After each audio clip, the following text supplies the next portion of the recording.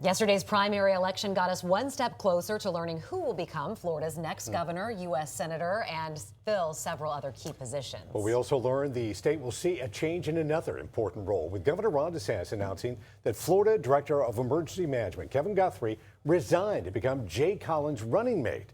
10 Tampa Bay News reporter Andy Payton joins us now in the studio. And Andy, it appears Guthrie didn't expect this to play out this way.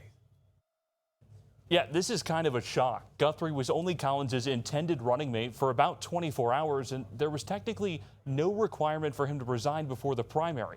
And tonight, new text messages show it looks like his resignation wasn't his decision either.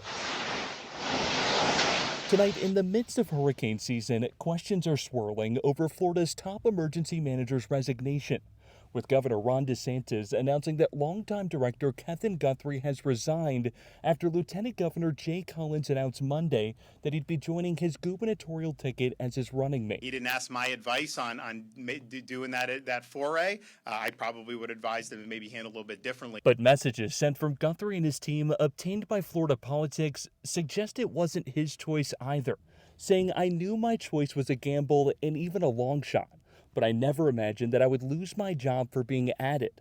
My charge to you is to learn from this. Decisions have consequences. Try to think them all the way through." I think that was a loss for Florida to lose Mr. Guthrie unnecessarily, but it is what it is, and I think they'll both be fine. Guthrie became emergency manager in 2021 and led Florida through more than 20 disaster declarations, including 6 major hurricanes, a responsibility that Governor DeSantis says FDOT Secretary Jared Perdue will now bear, in addition to leading FDOT. They're not going to miss a beat. Jared's been involved in all this for years anyways.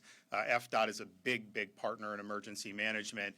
We've got a pretty good formula. Now, we did dig into Florida statutes and found that while elected and appointed officials are required to resign to qualify for a race that would overlap with their current term, Guthrie had not technically qualified yet as a running mate for Collins, and therefore he didn't need to resign before seeing the results of Tuesday's primary. And we did reach out to Guthrie to get his response, but he did not get back to us. Reporting here in the studio, Andy Payton, 10 Tampa Bay News. All right,